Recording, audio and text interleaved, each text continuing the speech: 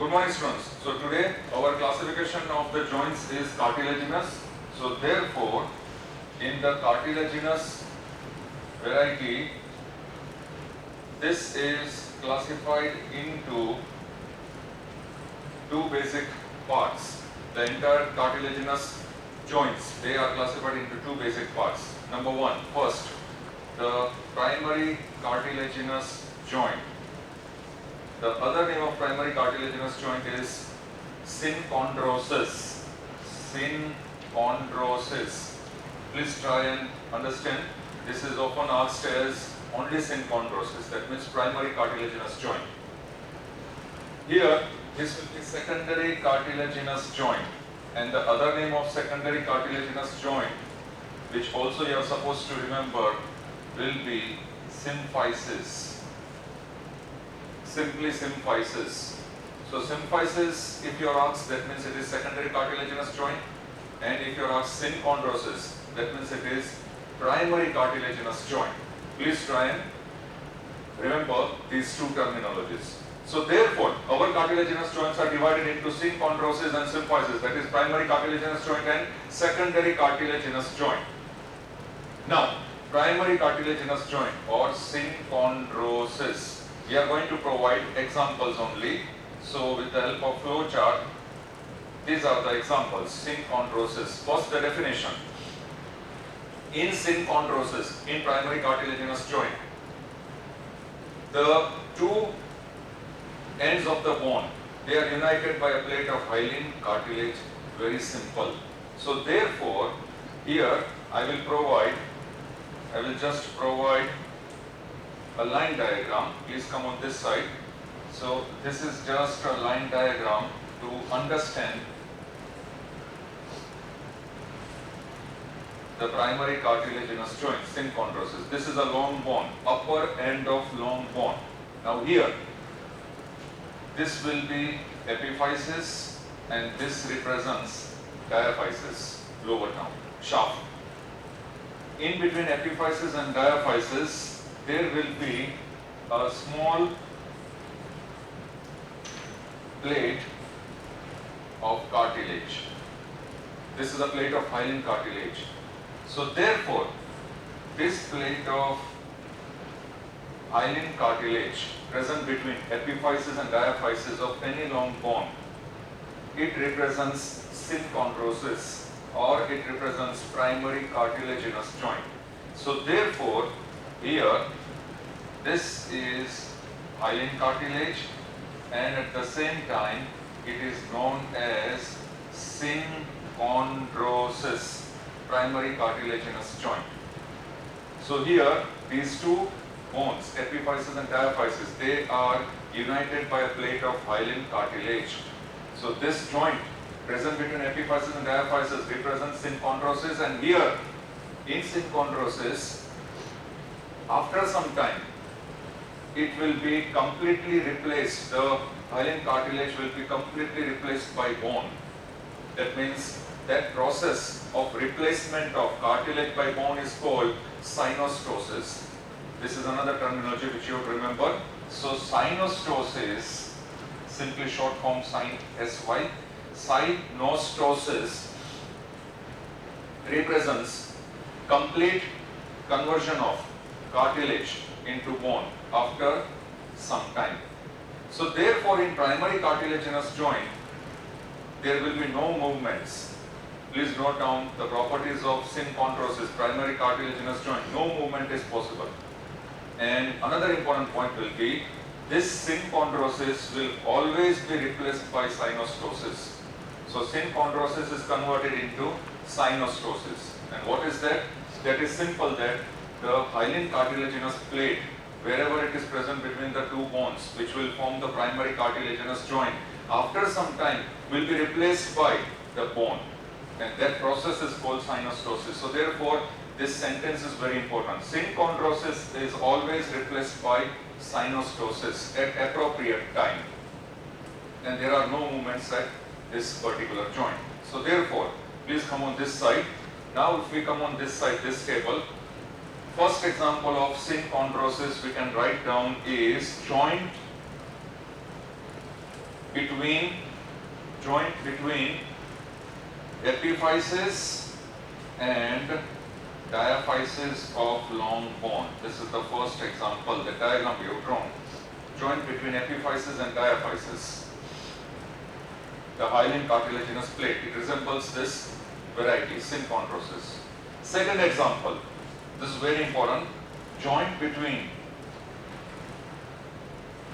basi-occiput and basi-sphenoid. The joint between basi-occiput and basi-sphenoid. Now here, let me explain it to you. This is present at the base of the skull. That is a joint which is present exactly between the basilar part of sphenoid and basilar part of occipital bone. So that is why it is known as the joint between basi-occiput and basi-sphenoid.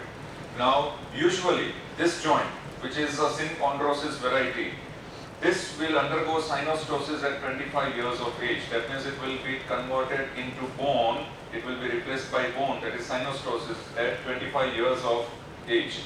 If there is premature union, if there is premature fusion of this bone, that is premature synostosis taking place before 25 years of age, then what will happen?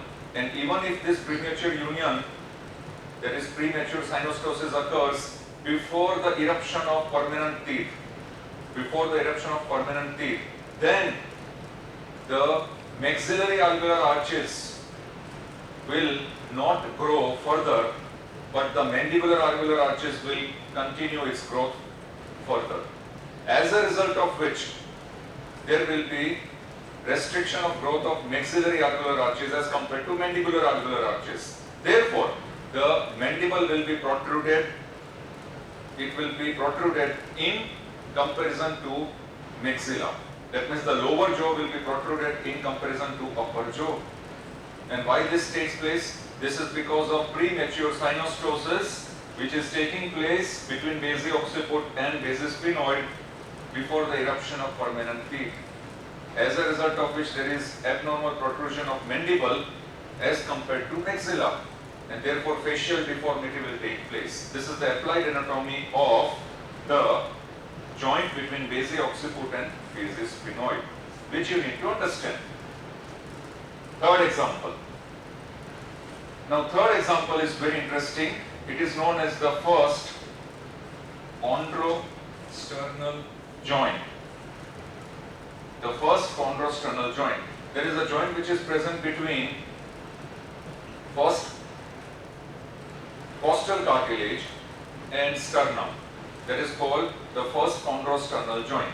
Now here, this first chondrosternal joint, according to some books, it is placed under this variety, synchondrosis. And according to some other books, it is placed under synovial variety. So therefore, you can name this first chondrosternal joint either in this variety or it can be in synovial variety also, the first chondrosternal joint. So these are the three examples belonging to primary cartilaginous joint, that is synchondrosis variety. Now we come to secondary cartilaginous joint or symphysis. Other name of secondary cartilaginous joint is symphysis. What is the definition? Now here, this symphysis, the properties are, the first important point is they are always located in the midline of the body, human body. Second will be, as they are located in the midline of the human body, they are permanent joints. They are not replaced by bones. That means synostosis will not take place. And third important point will be, these joints, they will allow restricted movements. There will be restricted movements which can take place at these joints. This is a very important point. So therefore, these joints, symphysis, they are present in the midline of the body. Secondly, there will be restricted amount of movements which is possible at these joints. And thirdly, it is not replaced by synostosis. They are permanent joints. Example. Now before we go to example, with the help of line diagram, we will try and explain. Please come on this side here. So therefore here, we are going to show a very simple example, and this example, here we'll give some more space. So this example is of symphysis pubis. These are the two pubic bones. So these are the two pubic bones of the hip bone, right and left, symphysis pubis. Now here, the articulating surfaces will be covered by, first, the articulating surfaces will be covered by hyaline cartilage. So here we will show that there will be hyaline cartilage which is covering these two articular surfaces. So therefore this is hyaline cartilage which I am drawing, and over here this is the hyaline cartilage which I am drawing over here. So articulating margins, articulating surfaces, they are covered by two plates of hyaline cartilage, two plates, 1 and 2 on opposite surfaces. Now these two plates of hyaline cartilage, first I will mark this as hyaline cartilage. Now these two plates of hyaline cartilage are joined by third cartilage, and that joining by third cartilage, it is known as fibrocartilage. Now this is joined by this third cartilage which is known as fibrocartilage. So therefore the two hyaline cartilages are joined by one fibrocartilage. This is the very important, the most important property of symphysis. Any kind of secondary cartilaginous joints present in human body, it will carry the same feature, in which the articulating surfaces of two bones are covered by hyaline cartilage, and these two hyaline cartilages are joined by a plate of fibrocartilage,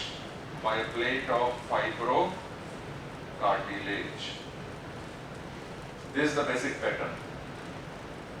Please note down. So therefore, the articulating surface is covered by hyaline cartilage. These two hyaline cartilage will in turn be connected by a plate of fibrocartilage. This is the speciality of symphysis. Now, after understanding this, please come on this side. Back to this table. Symphysis example. Example will be the first example which we have drawn. Symphysis pubis. This is the first example. In symphysis pubis, we have drawn the two hyaline cartilage connected by fibrocartilage. Now, the entire bony pelvis is divided into anterior arch and posterior arch by a coronal plane passing across the two acetabular cavities. Anterior arch is composed of symphysis pubis and posterior arch is composed of upper three sacral vertebrae, sacroiliac joint till acetabular cavity. So this posterior arch will help in transmission of weight to the lower limbs, and the anterior arch, which comprises of symphysis pubis, will act as a tie beam. It will act as a tie beam so that it will help in giving support to the posterior arch. And also, this symphysis pubis will help in absorption of shock during different stages of walking, in which there are thrusts of femoral head which are being put into the acetabular cavity.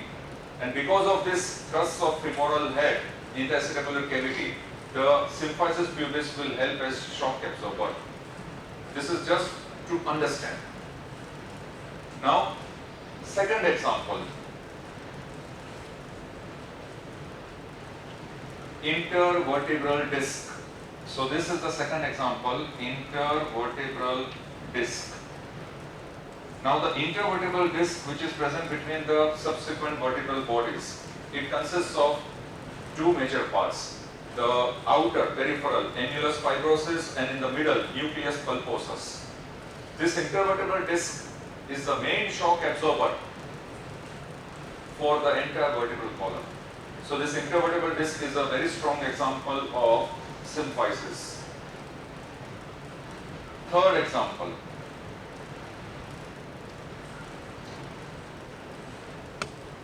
Which is a very important example. Sternomanubrial joint. So therefore, this sternomanubrial joint is present between manubrium sternum and body of sternum. Present between manubrium sternum and body of sternum. Now here, there is an important movement which is taking place at sternomanubrial joint. During inspiration, the entire thoracic cavity is increased in size. The anterior-posterior dimension of the thoracic cavity will increase in size because of elevation of upper 6 ribs. And this movement of sternum during inspiration, when the sternum is elevated anteriorly during inspiration, which increases the anterior-posterior diameter of the thoracic cavity, is occurring at which joint? At sternomanubrial joint, during which the upper 6 ribs are also elevated. And similarly, during expiration, inspiration is followed by expiration. So during expiration, once again the sternum will go back to its original position. So the movement during inspiration and expiration, during which the upper six ribs are elevated, in which the anterior posterior dimension of the thoracic cavity is increased during inspiration, is occurring at sternomanubrial joint. And this movement is known as pump handle movement of upper 6 ribs. The pump handle movement of upper 6 ribs, which is occurring at sternomanubrial joint. So therefore, these are the 3 examples of symphysis. Now, always note down these 3 examples. If you can imagine, they are present in the midline of the human body, where restricted movements are possible, and they are permanent joints. So these 3 examples, they coordinate with the characteristic feature of secondary cartilaginous joint, that is symphysis. All the 3 features, they are present in the midline of the body, they are permanent joints where no synostosis takes place, and they allow some degrees of restricted movements. Therefore, here we complete the cartilaginous classification. Now, we will continue for short time, where important small 1-mark question answers we are going to discuss. For example, Wolff's law. Wolff's law. In the Wolff's law, I will write down here, this is Wolff's law. WOLFFS, Wolff's law. What is Wolff's law?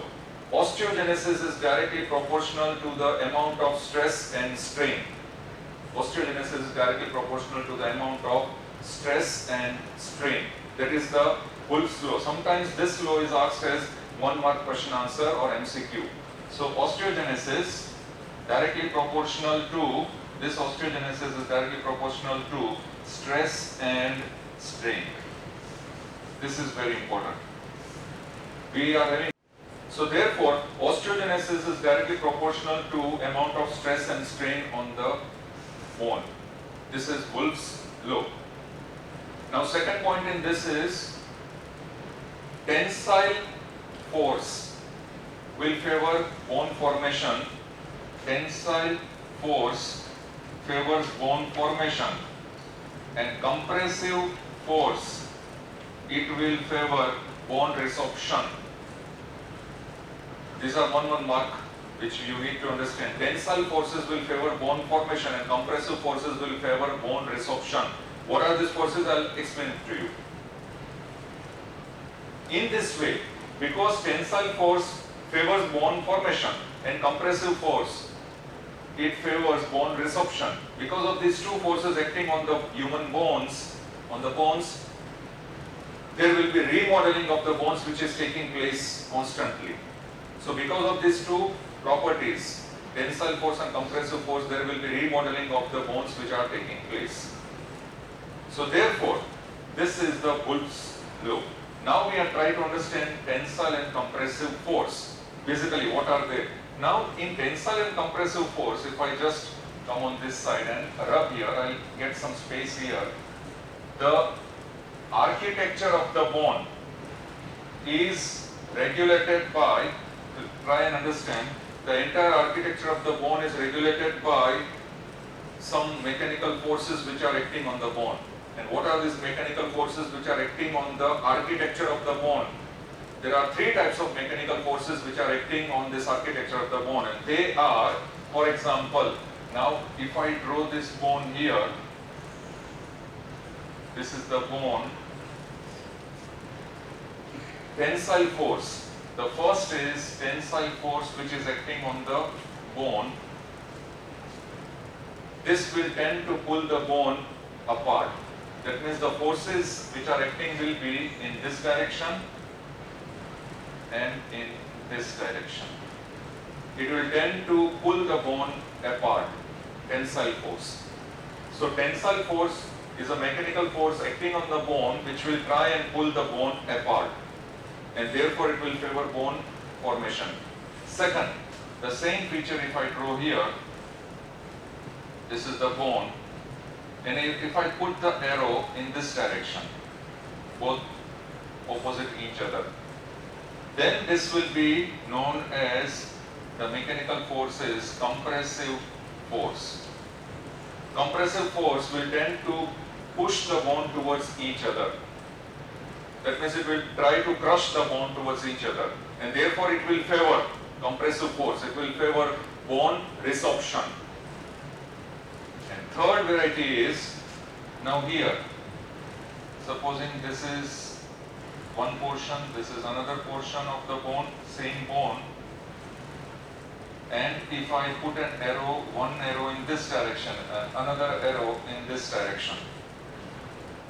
The third variety of mechanical force acting on the bone is shearing force. So therefore, this will be known as shearing force.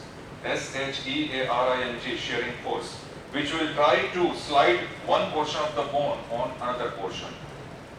It will try to slide the bone, one portion of the bone on another portion of the bone, shearing force. So combination of these three forces, tensile force, compressive force and shearing force, they will put the stress on the normal architecture of the bone, and this is how the normal architecture of the bone is developed. Now we come to a very short microscopic anatomy of the bones. It is made up of bone cells and intercellular substance, that is known as matrix. Now, four types of bone cells are there: osteoprogenitor cells, osteoblasts, osteocytes and osteoclasts. Please note down: osteoprogenitor cells, osteoblasts, osteocytes and osteoclasts. These are the bone cells. What about intercellular substance? Intercellular substance, for example, now if I just rub this, the intercellular substance, or it is known as matrix, it consists of two main parts. So I will write here intercellular substance, or it is known as matrix. Along with cells, bone cells, there will be intercellular substance or matrix. It is composed of mainly two parts, and those two parts are known as the organic matrix and inorganic matrix. Organic matrix and inorganic matrix. Now, organic matrix consists of 35% and inorganic matrix consists of around 65%. Now, this organic matrix, it consists of two parts. And what are those two parts? They are type 1 collagen fibers. This is the main constituent of organic matrix. Type 1 collagen fibers, which will provide certain amount of elasticity to the bones. Type 1 collagen fibers. And along with that, there will be cement substance. Along with that, there will be cement substance. And what is the cement substance? It is basically amorphous. The property is amorphous. And this cement substance, it consists of two main components. And those two main components are proteoglycans, the molecules of proteoglycans, and structural glycoproteins. Structural glycoproteins. Proteoglycans and structural glycoproteins. These structural glycoproteins, what will they do? Help? What will they do? They will help in addition of bone cells Which are the bone cells? Osteocytes, osteoblasts. So these bone cells, they will help in addition of bone cells with that of collagen fibers. With that of the collagen fibers, type 1 collagen fibers. So this is the organic component. Now, inorganic component. 2/3 of the components of the bone is inorganic and 1/3 is organic. Please try and understand like this way. 1/3 will be organic, 2/3 is inorganic. Now, inorganic components, since it is the major portion, it is mainly composed of, it will be mainly composed of the mineral salts. So here I will put only one arrow. It is mainly composed of the mineral salts, such as calcium, main component calcium, magnesium, phosphate, chloride, fluoride, etc. So these are the main mineral salts, they are the main components of the inorganic matrix.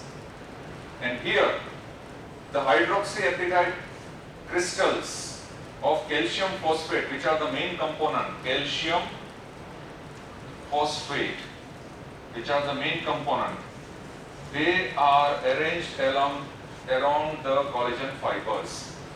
So hydroxyapatite crystals of calcium phosphate, they are arranged around the collagen fibers, which will constitute the main component of inorganic.